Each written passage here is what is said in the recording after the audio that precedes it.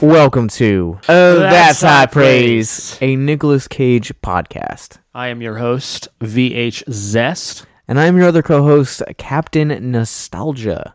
Cool, yeah. So Josh, to start this off this month, I just have one question. Which would you rather watch, reruns of Mr. Ed or the opera? Do I get to pick which opera I'm watching? Or is it just the opera in general? It cannot be a rock opera. There are no cheat codes out of this one. All right, then Mr. Ed. All the way. I'm not a huge fan of Mr. Ed, but I would much prefer it over opera. Fair enough. I like Mr. Ed, but I've never been to an opera, so I feel like to be objective, I would have to choose an opera, and then thereafter revisit the question. That's fair. I've never been to an opera either, but I'm very selective with like the musicals that I like. That's fair, yeah. And most like people are. Opera is kind of like this, like takes the musical concept you of can't musical and then some. But like if I see it, like I'd want to see it like in like Italy, or like it would have to be in a country, not America, that is famous for like opera. Yeah, that's fair. That'd be interesting. Yeah, that'd be like, I don't really want to go to like a soccer game, but if I could go see a soccer game like in Germany or something, I probably totally would. I've been to a soccer game. It's an all right. I've been to soccer games, like my friends. Like no. I've been to a professional soccer game. That's pretty cool. I mean, it was cool. Yeah. I saw a football game once, like an NFL game, and it was a cool experience, but it didn't make me like football. Same. Yeah. I mean, but yeah, so we thought that this month is a natural extension of our conversation from the unbearable weight of massive talent that the poster is currently sitting behind me. Thank you, Alamo. That we would be doing a Josh, movie. What? Remember the Alamo. Remember the Alamo. That has a rather large Easter egg attached to one of its characters. What movie are we doing this month, Micah? Yeah, we're doing a little movie called it's a 1994 kind of like comedy drama called Guarding-tess.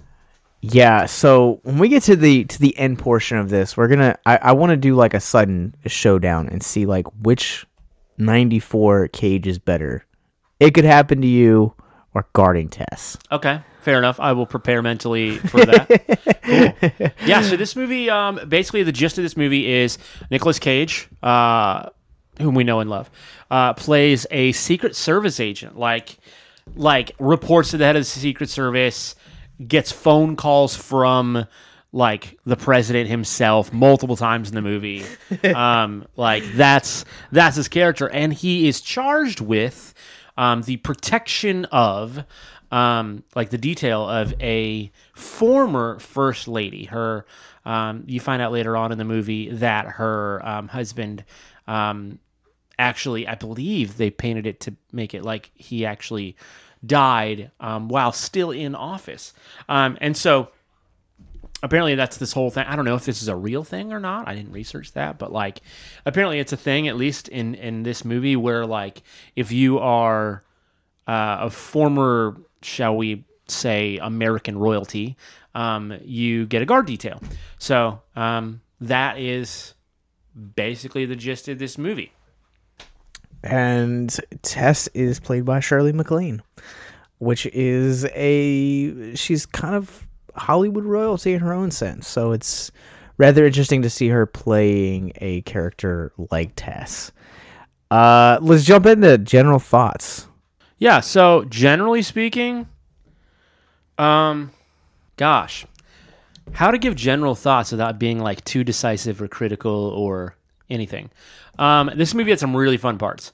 This movie had just some really silly, kind of fun interactions.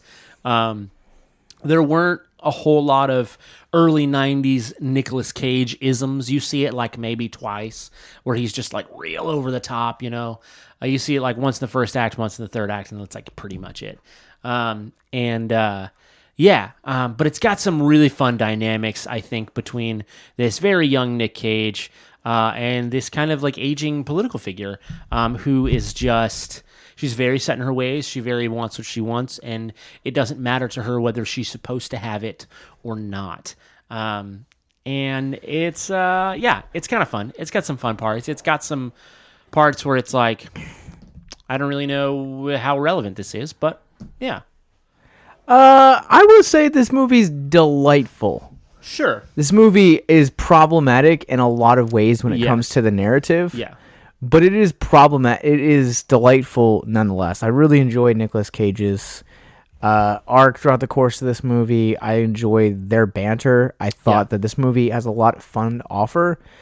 But I don't know necessarily if I would... well, I guess I won't say that because I feel like that ruins where I stand. I will say that this is not a movie necessarily that I would come back to, I feel like. Right. Yeah. Yeah. I don't think there's anything about this movie that attaches me to the movie, whether that has to do with roles or plot or even just humor. It is a comedy for the most part. There's some dramatic parts, as any movie, but it's for the most part, it's kind of like a weird... We thought it was going to be a family movie. It really wasn't. I don't think. Oh, I just looked it up on. I initially thought it was going to be PG, and it's actually PG-13. Okay, I was going to say like not even an act to the movie. I was like, there are a lot of words in this movie that aren't generally in family movies in the early 90s. And then Nicolas Cage drops an F-bomb per the PG-13 right before he shoots a guy's toe off. Yep, that's true. Yeah, that does happen. Yeah. Yeah, this movie's all right though. It's very interesting. So it starts and Nicolas Cage is like leaving this woman's house. They don't show her face. There's a lot of really satisfying build up in this movie at the beginning. They don't show the face of the person that he's detailing, and then he goes back to the White House and he reports to his boss, and he's like, the president called, like in true Powerpuff Girls fashion, and he's like, he wants you to go back for another 3 years. For to guard Tess. Really, they don't say that, but yeah. And he's like, "Sir, I don't want to go back for 3 minutes." And he's like, "Well, I can either tell the president that you're saying no, or you can go back. I'll give you a minute to think about it." And the next scene, he's like walking back through her door. Which, can we kind of talk about that because like from a mental health perspective? Both of us have worked in toxic work environments. Sure. And like the first, I will say the first like half of this movie, it sets up a very toxic work environment. You get an understanding, like you're saying, like there's a lot of satisfying buildup that really does pay off, and it is really satisfying. But also at the same time, you also get on the flip side of that, you also get to understand why Nicolas Cage's character Doug doesn't necessarily like working here. Yeah. And my heart like really broke for him, man, because like, he's in a position where he can't necessarily say no. And I've been in toxic work situations where like I couldn't necessarily quit just because I didn't have something else lined up and I had bills to pay. Right. Life of a bachelor. Yeah. Yeah. I think the interesting thing about this movie, the interesting thing to me in general about jobs like butler, guard, maid, housekeeper, maybe not nanny, but maybe or nurse, things like that, is like you've got these jobs with like, it's weird. It's almost like it's a built-in toxic work environment. And it's a built-in thing. The driver was even kind of like this.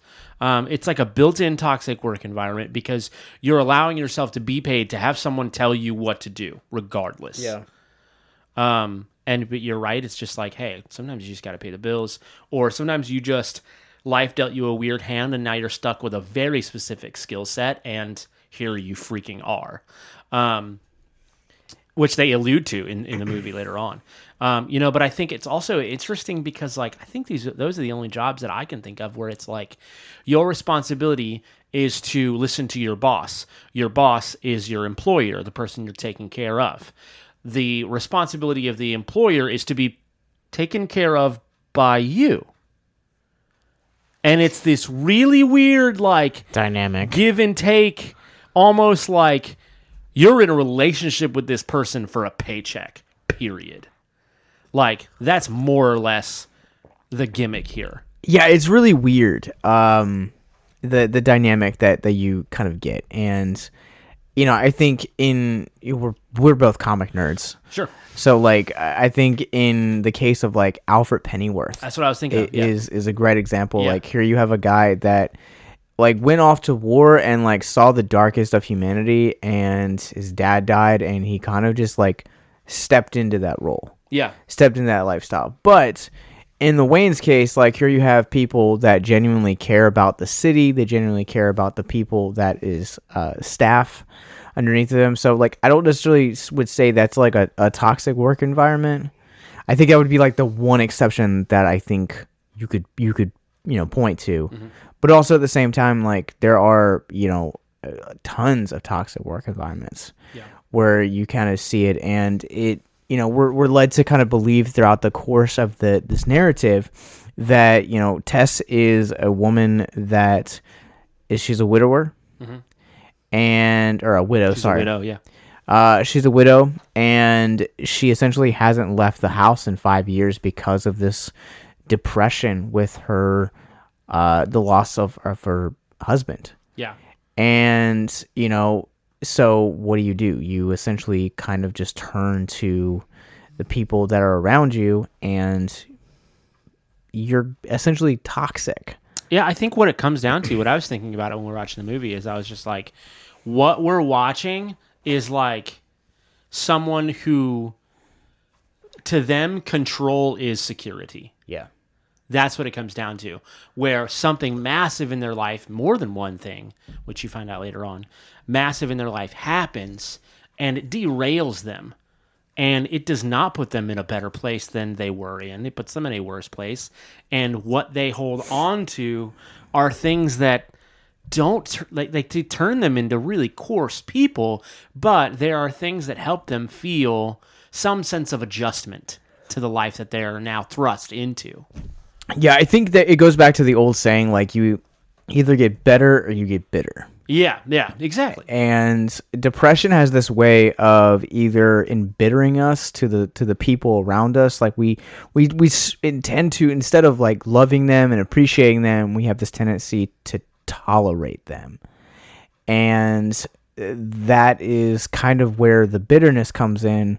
You recognize that you have a problem, and you start to appreciate those that are around you. That's another thing that I really enjoyed about the ending of this movie is the fact that like Tess actually goes through this like really traumatic experience, and then happens to just kind of really value and appreciate Doug, and really grows to love and appreciate him. Yeah, for sure. Bless you. Thank you. Let me count you in. Yeah, I think it doesn't go without some tete-a-tete. I think like Cage's character Doug, when he accepts the detail again for 3 years going into this quote-unquote relationship, the job, and you see him be like, all right, I'm going to go back into this. I know her. I'm going to approach this like it's my job, not like I'm just like, some wait staff, if you will. Because the first thing you ever see him do in the movie is bring her breakfast. And so you see him like I guess the biggest thing that like really there's this pivotal moment where she wants to go out, and so they get in the car, and she sits on the driver's side of the car in the back seat, and she's not supposed to, according to like Secret Service regulation. The escortee is supposed to sit in a position where the passenger and the driver can see them, and she refuses to, and she orders her driver, or no, Cage, the Doug character, orders the driver to turn off the car, and she orders him to turn on the car, and he hesitates, and the Doug character is like, he explains the regulation to her, and he's like, now, we're not going to go anywhere until you sit in the correct seat. And it's really tense, and then she finally like huffs and does it, and at that point it's just like, you really begin to understand the direction the movie is taking, and the dynamic that is like forming, and that the Doug character realizes that, like, all right, if this is the way it's going to be, then I'm going to make it the best that I can make it instead of just bending over. Yeah, there's also another great scene that it kind of echoes what you're saying is the golf scene where she essentially is like, hey, like she wants to go golfing middle winter, and she hits a ball, goes somewhere, and he's basically summoned to be a caddy. Yeah. And he kind of tells her off. And that's like the first or second day after he returns. But I think you're absolutely right in what you're talking about, about how it is it is a toxic work environment, and you kind of have to, grow to either be better or to kind of move away from it. Yeah. Yeah. That's true. Yeah. And sometimes, like, man, this is something I feel like it's come up a lot in my life over the past several months, maybe even several years, if I had really thought about it, of like, sometimes you just gotta have boundaries. Sometimes you gotta learn how to say no. And it is what is often best for your relationships, and what you struggle with, what I struggle with. I can't put that on other people. What I struggle with is feeling like it is not good for relationships. I feel like, me saying no, me shutting people out, me having boundaries, that looks like, to me, that often looks like and feels like isolation, and it feels like bitterness or things like that. And it's like, no, it doesn't have to be any of those things. Sometimes it's just like knowing your position and what your position has been and what it could be and needs to be for like your betterment and the potential betterment of the relationship. Yeah, I agree. Like, there's a lot of relationships that I have in my own life that I wouldn't necessarily call toxic, but I can say that because I've put up boundaries. Yeah. And I've kind of like drawn a line in the sand saying, all right, like, this is where we are, this is where we're going to stay, and this is the way that it will always be. Yeah. Because I think sometimes you need that to not only, because sometimes if you don't set up boundaries, it can cross line hurt other relationships. Like, for example, if you have if you're married, or you're in a, committed relationship with someone, and someone that, another potential suitor comes along and you don't define that relationship, right, you're setting yourself up for things like cheating or a potential heartbreak, which can also lead to things like depression and suicide. Yeah, that's very true. Yeah, we don't always think about it like that, because I think more often in our lives, it doesn't, like that, what you just said, is blaringly obvious to most people. But having relationships that maybe are just friendships that end up being toxic are harder to identify. They're more ambiguous. Oh, absolutely. Especially if they, like, I know for me personally, like, some of my most toxic friendships are friendships that I had for quite some time. And they either weren't toxic or I didn't realize it until it was way too late and damage had been done. Yeah, no. Early in our marriage, Eric and I, we were talking, and there were certain relationships that I had in my own life, and she just kind of like looked at me and said, "That's not right," and kind of like pointed out the toxicity. Yeah. And those relationships have since been mended. Yeah. But then you have to kind of face that toxicity, and you have to be able to say, "Hey, it's time we have the DTR talk. Yeah. We're going to define the relationships, the parameters of what is allowed and what's not allowed. Yeah. What I'm comfortable talking about versus, where, we stand as far as like actual friendship." Yeah. And sometimes I think in my life that the strain of that, the reality of that is that's a one-way street. Yeah. The other person doesn't want to have that conversation. They don't see the flaws. They do see the flaws, but they don't care, whatever. It could be a number of things. But I know in my life, like, a lot that becomes very difficult, not just because it feels like something we don't want to do. It feels like separation. It feels like breaking up. It feels painful, but because it feels lonely. Yeah. And that freaking sucks. Oh, absolutely. But I think to your point, like, I would argue that relationships in that like that way that you kind of feel like lonely or like one-sided or just feel whatever, singularity you want to put in that box. Yeah. I think that that's not a authentic friendship, because friendships and relationships are meant to quite literally weather storms. Yeah. They are meant to be foundational. That is, what's the old saying that Jesus talked about, as far as like the wise man builds his house on on a rock. On the rock. Yeah. A solid foundation where it's not going to come. Yeah. There's a friend that stays closer than a brother. Yeah. Very true. All right. So the movie. It got a little deep there. Yeah. No, it's good. It's good. That's why we're here, right? Yeah. All right. Mental health and Nicolas Cage. That's right. In no particular order. So the movie's going along, and it's just a lot of.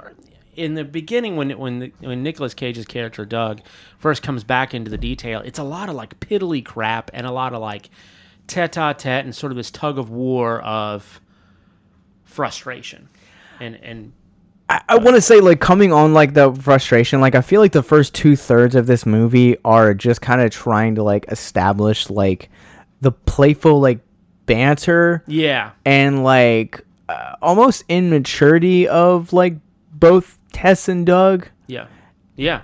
For sure. I don't know if you felt that way kind of coming into this as well. Yeah, it feels like sibling almost. There's that like, it's interesting. And then there's this one scene where it all kind of just comes to a head, and it comes to a head for no reason. It's very interesting. But she essentially throws her security detail out. She throws them out of the house. He convinced her to do that. That's true. But for what reason? He just didn't want to deal with her anymore. I mean, that's fair. But it was still just, Anyway, that's kind of what it comes down to. I mean, I can't argue with him. Sure. Because, like, again, having worked in toxic work environments, like, there are definitely times where, like, I've wanted to tell my boss off, or, the boss that I was working for at the time, but professional courtesy. Sure. So. There's this really, if immediately following that, there's this, like, really important little part where she's, like, watching old videos. Like, it's, like, home video style, but it was, like, news bullets of, like, her husband and different congressional things and him being in office. And in every one of these videos you see in the Secret Service, there's the Doug character, Nicolas Cage's character. Dougie! And so they just keep happening, and even onto the funeral scene, you can see, and she's like tearing up, and it's hard, and it's like it's the first time you get to see this character as a person, Yeah, because she's kind of treated like the bratty, like, little sister. Throughout the first 2/3 of this movie, she's like this 70-something, whatever, like exactly little sister, exactly. It's wild, and it's interesting. So after that, there's this really funny scene where, like, Doug is sitting in his car outside because he doesn't leave. I don't know why. Probably because he was yelled at by the president. Well, he does leave. Does he leave? He does leave, and the reason that he comes back is because the president calls him while he's pooping. That's right. Yes, that's true. And so he goes out. So he, like, follows the president's orders, but he doesn't go back inside because she threw them out.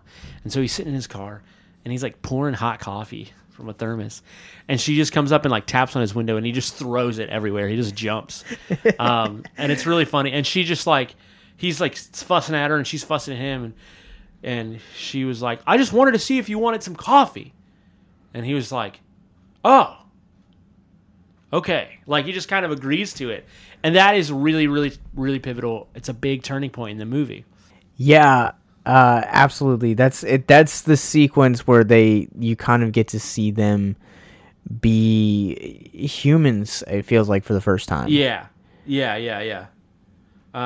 Yeah, it's wild. And then they just talk, and she's like, I have a drink sometimes. Coffee keeps me up, even if it's decaf. But sometimes I have a drink. Did you know that? And he's like, I didn't. In his Nick Cage voice and way. That's a great impression. Yeah, I didn't. Yeah, and and she's like, if I find a tumbler or something like that, would you have one? He's like, I would, kind of thing. And so they're like, have a drink, and then they go out to a bar, and she's just spilling her guts, like finally, just talking, just like about her husband's infidelity and things, and like, it's just this amazing.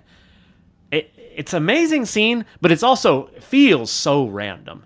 It really feels like there's almost no build up to it. And from a terms of a narrative perspective, I agree with you. Yeah, that's what I'm saying. Yeah. However, from terms of a relationship perspective? not only a relationship, but someone coming out of depression, yeah, I would say that it feels very fitting, because the way that essentially, if you're bottling up all the emotions, because not only do you have the grief of losing a husband, you're forced to kind of be nannied for 5 years. Yeah. But also at the same time, we see this during the opera scene. She's like actually in like the spotlight. Yeah. She's like a notable figure. It would be like the equivalent of like seeing like Michelle Obama out in the supermarket. Yeah, that's exactly what it'd be like. And so you kind of have to, you're basically forced in that position to take all of those emotions and bottle them down until eventually that lid can't give anymore, and all of those emotions spill out. Yeah. So that sequence that you're talking about in particular, that is an outpouring of 5 years of depression and 5 years of just bottling it in, because sometimes I think we do so much in life and we don't always hear those words, how are you doing, or are you okay? Those two questions are pivotal for someone in Tess's position. Yeah, it's valid. Definitely valid. But she just keeps talking, and she's like, all right, I've talked about myself enough. Let's talk about you. And it's just, I wanted to know more about Doug. Yeah, me too. And you can she reveals that she knows some things just because, he's under her employ, so like she knows some things. Her husband knew things and told her, and et cetera, et cetera. And from that moment on, like the details of it are neat but irrelevant, really, because from that moment on, you see she wants to do things like, well, it really brings us to this big scene that you don't ever expect to be big, and it doesn't feel big the entire rest of the movie. They go on a picnic, and she's just sitting there when it's freezing outside with her yellow rose, drinking her tea by like a lake at this folding table, and she only wanted him to come, which becomes problematic in the narrative because it's like she shouldn't have only had one guard, but it was also just like on kind of a backwards end of the narrative, you see it's like really intentional that she really values him, not necessarily her detail, but him as a person. If you or someone you know is listening to this podcast right now and you're struggling with suicide, addiction, self-harm, or depression, we encourage you guys to please reach out. This is the heartbeat of why we do what we do. Suicide is currently the 10th leading cause of death in the United States, and as of this recording, there are 132 suicides that take place each and every day on American soil. And when you scale back internationally, there are 800,000 successful suicides. That is one death roughly every 40 seconds. So if you or someone you know is struggling, you guys can go to victimsandvillains.net/hope. That resource is going to be right in the description wherever you guys are currently listening or streaming this. There you'll find resources that include the National Suicide Lifeline, which is 1-800-273-8255. You can also text HELP to 741-741. We also have a plethora of other resources, including churches, getting connected with counselors, LGBT resources like the Trevor Project, and also veteran hotline as well. Please If you hear nothing else in this show, understand that you listening to this right now, have value and worth. We get it. Suicide, depression, mental health, these are hard topics, and the stigma around them doesn't make it any easier. But please consider the resources right in the descriptions below, wherever you guys are listening, because, once again, you have value and you have worth. So please, stay with us.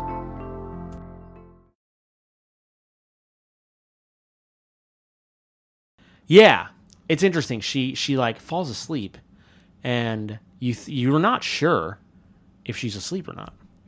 And he checks her pulse, picks her up, puts her in the car, goes. It's a very enduring moment. Yeah, it's a very enduring moment. Yeah, goes back to get like the chair, and the driver just takes off. This is the part of the movie that kind of just lost me, because it just happens to like just at this moment, the moment that he turns back around with the chair, it's like a light switch. Yep. The genre of the movie just changes. Yeah. And you know, they're searching for her. She's gone. She's lost. Like, is she alive? Is she dead? Did he take her? Is she kidnapped? Like, is she joyriding? Because she joyrides at an earlier point in the movie, and when she's doing her little antics, and and like almost 24 hours go by, and they find the car, and they find the driver, and he's got like little burn marks on the back of his neck, and he's been injected with something, and it's like some drug cocktail, just enough to knock him out, and she's gone. And they compare a cigarette lighter. Nicolas Cage's character is brilliant, of course, as every Nick Cage character is. And they compare a cigarette lighter to the burns on the guy's neck, and they like basically match. And so Nick Cage is like, she was defending herself. She's used the only thing she had. So they suspect the driver, and then this wild hospital scene happens. This hospital scene probably was the best part of the movie. That is your favorite part? I love seeing Nicolas Cage has a wide array of ranges. Of course. But I love seeing him kind of like go into his signature mannerisms. Yeah. And this scene definitely had it, where he shot some guy's toe off and then threatened to shoot another one off. And this is where the F-bomb comes in, too. Yeah, it's true. Yeah. So basically, Nicolas Cage is just not convinced that this guy didn't do it, you know, and the guy's like defending himself, and I'll get an attorney, and I didn't do it, and Nicolas Cage is not convinced. He's got his gun on him. There's another Secret Service agent in the room, and he's like freaking out because Nick Cage is like going rogue, and the guy finally fesses up, and he's like, "They paid me. They made me do it. It's his sister and brother-in-law, or brother and sister-in-law?" Yeah. Had like taken her, and she's like, "They've got her in a farmhouse." "A farmhouse, really?" "Yeah, a farmhouse, I swear." You know, it's this whole back and forth, and that's great impressions, man. thanks. Yeah, it's just, and that's where the movie goes from there, and then it ends after that part. I don't know if you felt the same way, but like up until like the picnic scene, my thought process was, where are we going with this? Same. Like, I was expecting like everybody's gonna find out, because you find out early on, a hint early on, that she might have a brain tumor, and then in the second act they confirm it. Which there's also no resolution for that subplot. Never ever. But that is what you expect. That's the resolution that you expect. You expect her to like, you know, you expect it to be kind of comedic, but mostly melodramatic, and he like dies at her side with, you know, as she suffers through this brain tumor kind of a thing. That's what I was expecting anyway. That just seemed to come naturally with the narrative they built. But no, they go to the farmhouse. They go there, and they find this brother and sister-in-law, and they find this big tube in the ground. They're like, "She's down there," you know, and like they just kept her alive, but buried her alive with an air supply for like a day, and it was bad. And they dug her up, and then she's not dead, but she's not conscious. And there's like really sweet scene toward the end. Yeah. And they load her on this chopper, and the security detail, including Cage's character, is like going off to their cars. The chopper's going to the like a hospital or something, and somebody from the chopper is like yells out like, "Doug," whatever his name, and then there's this wonderful 101 Dalmatians scene where like from the chopper all the way to the cars, you have one guy. Oh, you have several guys like yelling his name closer and closer to the cars. It's like the beacons are lit sort of situation. And he like turns around and they're like, she's awake, sir. She wants her security detail, which is like this sweet moment because she wants him and like she didn't want them before. And now they've found her and saved her. And they go in the chopper. And the movie ends. Yeah, this movie... You have no idea why she was taken at all. That's never discussed. Why she was, like, taken to the farmhouse? Yeah. My theory is that because they find the ransom note in the glove compartment for $15 million, my theory is that they saw, like, here is a beloved, like, we might not get the president, but this is the next best thing. Yeah, and she's, kind like, of vulnerable. thing. And I guess that makes sense, but like a cash grab?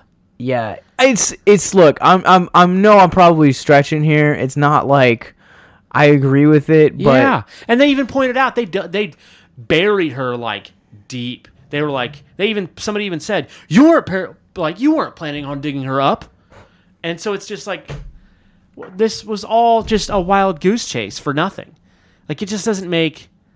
It didn't make any sense, and it didn't bring resolve to really anything. No, it's like they had like I see this a lot of times when I'm reviewing movies. Is like I feel like you have like this like one idea, and then when you go into the studio's like yes, but what if it ended like this? Like, all right, so bring it back to our conversation last month on Unbearable Weight of Massive Talent. If you guys haven't seen this movie yet. We're not going to spoil anything, but Cage and Pascal's character end up writing this like movie, and there's a scene between Tiffany Haddish and Nick Cage where she's trying to convince him to give up details on Javi's character, and she pitches him this idea of doing a kidnapping scene, and he talks about how it would like change the entire plot of the movie. Yeah. Dude. That's what this is. That's exactly what this is. Yeah. It's guarding Tess. That whole movie is just guarding Tess. But way more brilliant. Way more brilliant. Everything is more brilliant in this movie. You know, it's something I was waiting for, and this is just me being a sucker. Because, my favorite Nicolas Cage movie is National Treasure. I'm sorry, not sorry about that. It's just a fact. And I was really hoping, because that like, oh yeah, he's in politics, he works for the president and stuff. I was really hoping to see like, to realize that maybe National Treasure as a Nick Cage movie had called back to this movie in some way, shape, or form. Dude, that would have been I don't awesome. think they did. No. I don't think they did, but I was like, that would have been really cool. Because I can't think of another movie where Nicolas Cage is really that closely associated with politics or DC or anything like that. And I thought it'd be really, really neat, but it just didn't happen. This is a movie that, to me, like, flies under the radar, because I think when you think of Nicolas Cage in the 90s, you're like Con Air, The Rock, Face Off. Gone in 60 Seconds, which is 2000. Like still, like, you think of these like really like high profile action movies. Yeah, you do. Yeah. And then you get like little weird nuggets like Deadfall or It Could Happen to You. Yeah. And then you get movies like Guarding Tess, where you kind of get to see him flex his comedic skills, but also at the same time like give you just a little hint of what's to come in the future years. Yeah. That's interesting. That's a good point. Yeah.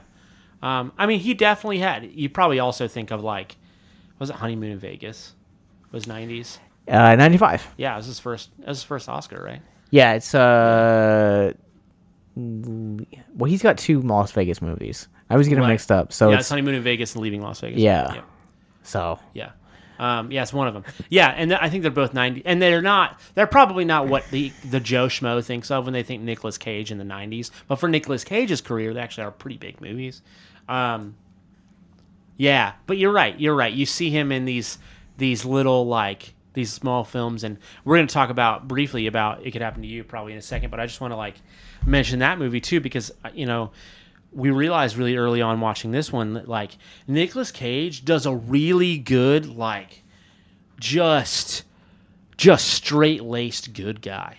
yeah. Not good guy as in hero. Don't misread me. He's not Captain America. That's not what we're talking about. Ooh, I would love to see a Captain America Nicolas Cage. Me too. Anyway, Marvel has opened the door for multiverses now. It's true. I want a Marvel multiverse where Nicolas Cage gets to play every single Marvel hero throughout the multiverse. It's just an entire universe of Nicolas Cage. But anyway, yeah, and like, but he really does. He plays like he's just so good at just playing just like the good old boy Joe Schmo, like straight-laced rule follower. Yep. He was so much like he had a similar attitude. He was not this guy, but he had a similar attitude of that in like what's it called? In Raising Arizona. He's very much that guy in The Rock. I mean, that character didn't even swear, like, and that was Cage's choice that the character didn't swear at all. It could happen to you. I mean, you see him delivering a baby in like a sub car in the beginning, and he's just like, real genuine stand-up kind of he's just guy. A stand-up dude, man. Like he is mild-mannered Clark Kent if he's not Superman. And it's really funny in its own way, and it's very satisfying. It makes me wish that like we still got Nick Cage roles like that. I mean, I don't think they're dead yet. No, I don't think they're dead. I think they're just kind of transformed to like not be quite like the straight-laced good guy, but kind of like a more traditional like American cinema hero. It's weird to me that like you see all those movies like what's those movies like something that the movie like Marky Mark and they're all dads. Are you talking about it's like not Step Brothers. Daddy's Home? Yeah, Daddy's Home. Like you see movies like that, or Horrible Bosses, or like 2000s and 2010s comedies that are just like they've got these stacked casts and they work brilliantly, but all the cast members are either like some of them like cut their teeth in like SNL and comedy, but some of them are like has-been action heroes, and they make these hilarious freaking movies. Not necessarily good movies, but really funny movies. And I think Nicolas Cage deserves one of those. He deserves like a stacked cast where he just gets to be like a bumbling dad. And it's funny. Genuinely funny. Mom and Dad. Wait till we get there. Yeah? Sick. It's not funny. Oh. It is quite an acid trip though. Okay. But he does play a bumbling dad. Okay. Fun. You want to get into some trivia? Dude. That's like my favorite part. All right, so stars Shirley MacLaine and Nicolas Cage became great friends while filming due to their mutual love of animals. Are you ready for this? I'm so ready for and this. Would go on to co-adopt many animals together, including a ferret named Whiskers and a zebra named Mr. Zed. Mr. Zed? Yes. Not Mr. Ed. Mr. Zed. Oh my gosh, that makes me so happy. George Clooney auditioned for just one line in this movie, but it never made it to screen. What? Yeah. I think it's rather funny. I actually don't know if you caught this or not. But, since we're all about Easter eggs here, the president calls Doug Chesnick to inform him that Tess Carlisle has refused Secret Service protection. The president refers to Tess Carlisle as, quote, a national treasure. Ironically, That's fair. Nicolas Cage Yep. starred in the That's National Treasure series of films. Yep. Okay. There it is. That's fair. That's gentle, probably, but that's still fair. This is an interesting one. Official publicity for the film's pictures press kit in 1994 declared at this time of the movie that there were more former American presidents and former first ladies alive than there had ever been in the country's history. Wow. Director and co-writer Hugh Wilson, who was also the voice of the president in the movie. So good. Dude, I loved, like, when it comes to, like, cinematic presidents, like, I might not remember a whole lot about this movie, but I will remember the fact that this president loved to say GD. Yeah, just whole lot. over and over again. Now, I have a favorite on-screen president. It's not that one, but I don't know if I have a favorite on screen, but he's definitely high up on that list. Who's yours? oh, mine is man, I can never remember his name. You'll know his name. But he was the president of Independence Day. Oh, Bill Pullman. Yeah, Bill Coleman. There it is. Yeah. Fair enough. That's my favorite on-screen president. My second favorite is Harrison Ford. Fair enough. Yeah. Mine would probably be the president from the Simpsons movie. Okay. As I quote that a lot. I was elected to lead, not to read. Director and co-writer Hugh Wilson said at this time that all of them were, quote, entitled to the protection of the rest of their lives, adding, at this very moment, there could be a whole congregation of Secret Service people sitting around Lady Bird Johnson's house or driving down Rodeo Drive with Nancy Reagan. The agent in front of their house would have a sawed-off shotgun between his knees. All right. I would like to know, like, how you research a movie like this. Like, because I feel like, I'm curious, like, are Secret Service, like, relationships to the people they're protecting, like, this? How close is this to, like, reality? Yeah, I've always thought of the Secret Service like those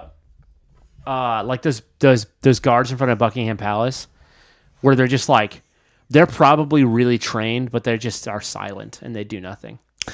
Doing research for this movie, writer-director Hugh Wilson, in talking with Secret Service agents, became fascinated with the way protection details function. He was especially intrigued by the dilemma presented when VIPs grow weary of the ever-watchful eye of the guards. He said, this is an invasion of privacy, no matter how delicately it's handled, which is fair. Yeah. Wild. That's very cool that he, like, took the time. This movie doesn't seem that well researched, in my opinion, but it's very cool to know that he did take the time to, like, talk to people in that position. Yeah. I very much agree with you. The movie in 1995 was nominated for American Comedy Award for Funniest Actress in a Motion Picture for Shirley MacLaine. What? But lost out to Jamie Lee Curtis for True Lies. True Lies is a sick movie, though. Schwarzenegger? Oh, man.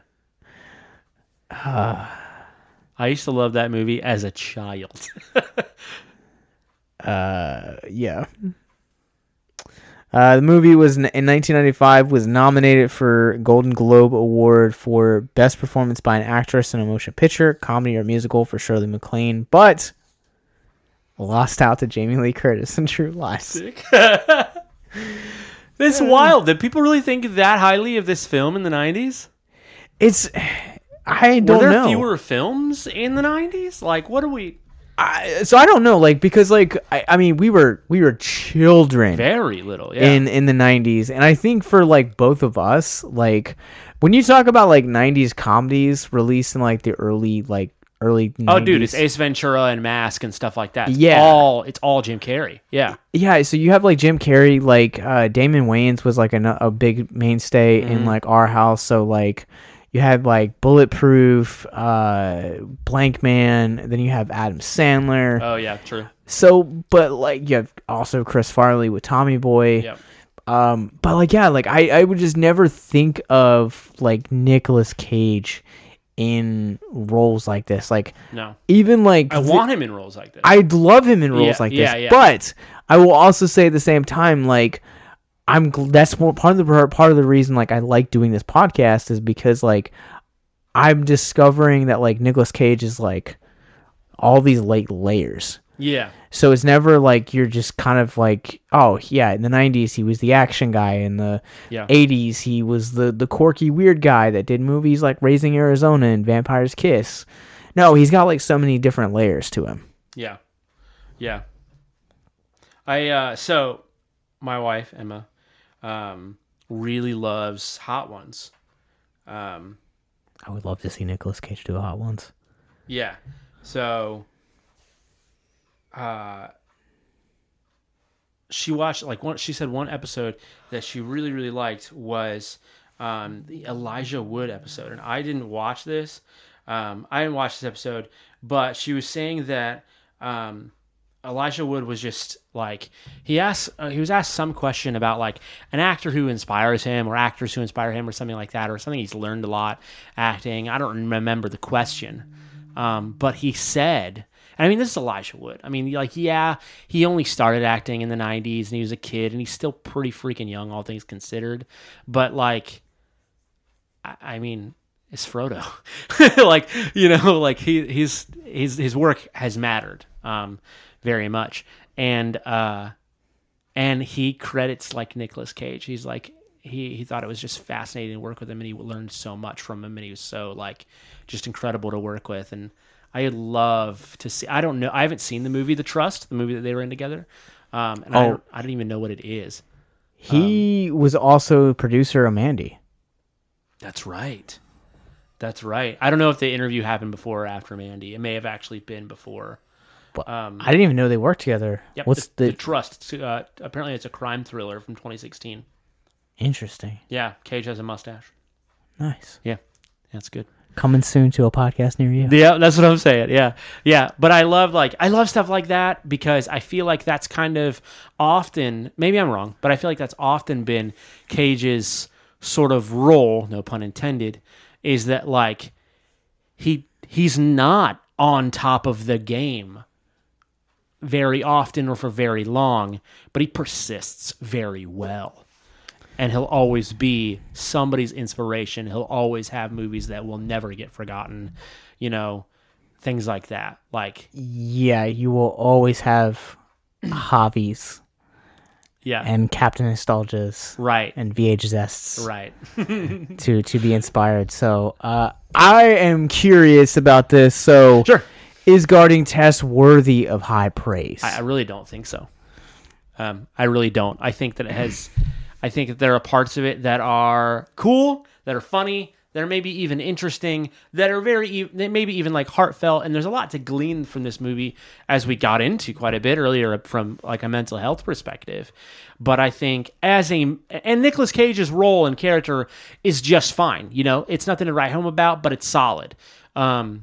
You know, being that this is a Nicolas Cage podcast, I feel like I have to say something. I have to single that out, you know?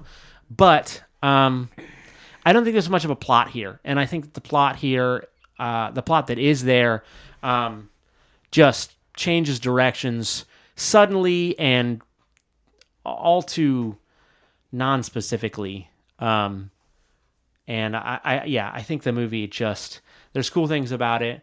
But I think that third act really just loses it for me.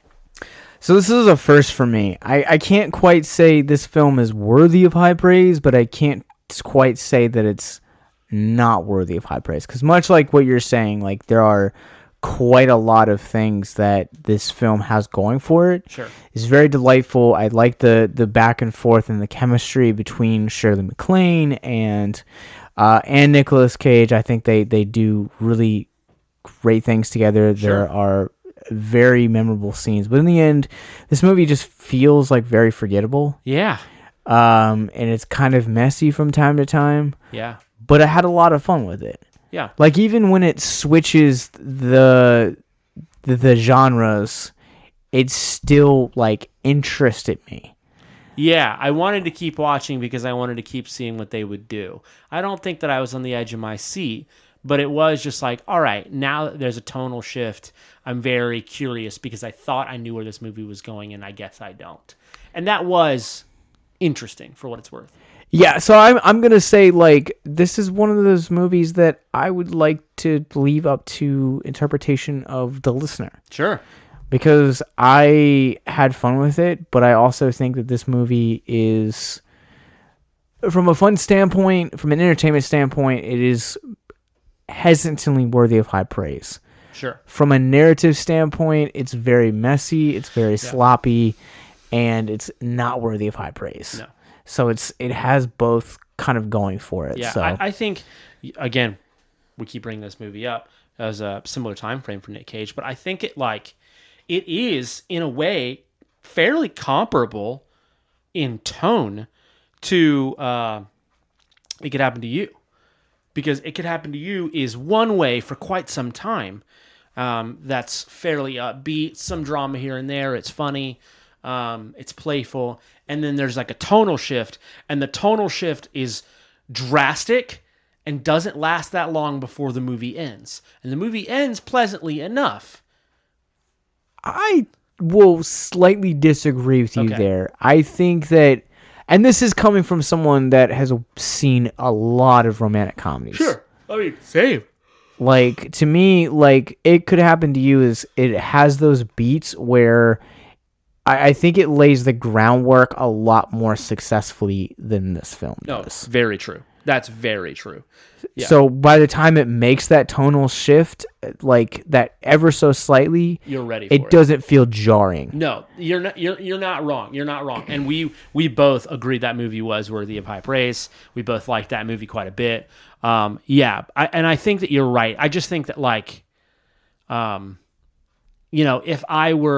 if you were to describe this movie to me and you were to describe that movie to me, neither, upon first description and first impression, I wouldn't have expected either of the, like, tonal shifts in either of them. That's kind of like what I'm getting at. But yes, It Could Happen to You is written much better. It's directed much better. Its tonal shift is warranted and like, you could see it coming. It's predictable, but not in a kitschy way. Yeah. How would you guys like to help us get mental health resources into schools, conventions, and other events? Well, now you can. Simply go to patreon.com/victims and villains for as little as $1 a month. You guys can help us get mental health resources into current and upcoming generations, educate and break down stigma surrounding mental health, suicide, and depression. And you get exclusive content that you can't get anywhere else. And you guys can tell us which Nicolas Cage movie you want us to cover, and we'll do it. All it takes to get started is to go to patreon.com/victims and villains, or simply click the link in the episode description wherever you guys are currently listening or streaming this episode. Pick your tier and get started today. Yes, it's that simple. So quickly select the tier that you want and help us get hope into the hands of the depressed and the suicidal today. All right, so the question remains now. Yeah. This movie or It Could Happen to You, which is the better 94 pick?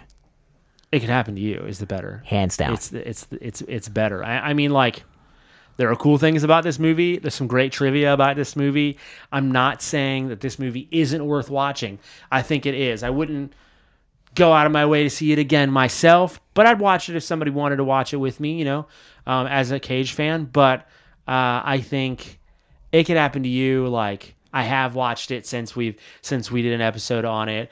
I do enjoy that movie. So delightful. It's a delightful movie. I think it ends a little fast. That's the only thing that bums me out about that movie is I always want the end to flesh out a little bit more than they did with it. But, like, it's just a great, wholesome movie. Yeah. And you still get to see Nicolas Cage, like, yell and flail and be, early 90s, Yeah, I 100% agree. Like, I love It Could Happen to You. It's a movie that I wasn't expecting a whole lot from, and it surprised the ever-loving crap out of me. Whereas this film, I'm not really one for political movies, But I think that you're right. Like, this isn't a movie that like I would seek out to watch by myself again. But if someone was like, "Hey, let's watch Guarding-tess," like I probably would have a better reaction to this than rewatching something like Outcast. Oh gosh, why you gotta rub that in my face? I mean, it's not the worst movie we've seen on this podcast, but I think that's going to do it for us on this episode. We're going to be back next month talking about 2012's Trespass to commemorate the anniversary of Joel Schumacher's death. I'm a huge Schumacher fan, and I've never seen this one, so I'm excited. Cool. What's it about? I have no idea. It's him and Nicole Kidman. I Okay. think it's a home invasion movie, if I remember. Is he the home invader or The home invadee. he's the home invadee? Yeah, he's got glasses. Is she the home invader? She's the home invadee. She plays his wife. Oh man, I know very little about this movie, but I know the basic plot points. I don't But love home invasion movies. you what? I don't love home invasion movies. They're something that has to be done very well. It's because I don't like dramas. I like horrors. If they were more scary, that's fair. yeah. Well, I guess we'll find out. Yeah. And then we got some cool things planned for the summer. Yeah, we do. Where can people find you online, though? Yeah, you can find me at Mullet Stash. That is pretty much everywhere. Instagram. I don't use my Twitter much, but I think there's an underscore after that. And Snapchat. And then you can find me at VHZest on Instagram as well. I need to use that account a little bit more. That was mostly for like tapes and comics. And I've been buying comics a little bit less recently. But I still have a few I need to update on there. But yeah. You guys can catch me. I am at Captain Nostalgia on Letterboxd. You guys can follow me on TikTok at Gent Ghostface. And you guys can follow our parent company, Victims and Villains. We're on Facebook, Instagram, Twitter, Twitch, YouTube, and wherever you guys get your podcasts from, where you guys can go to victimsandvillains.net, where you can find more podcasts like this, movie reviews, all of links to all of our social medias, and most importantly, our mental health resource library. So until next time, remember to keep on caging.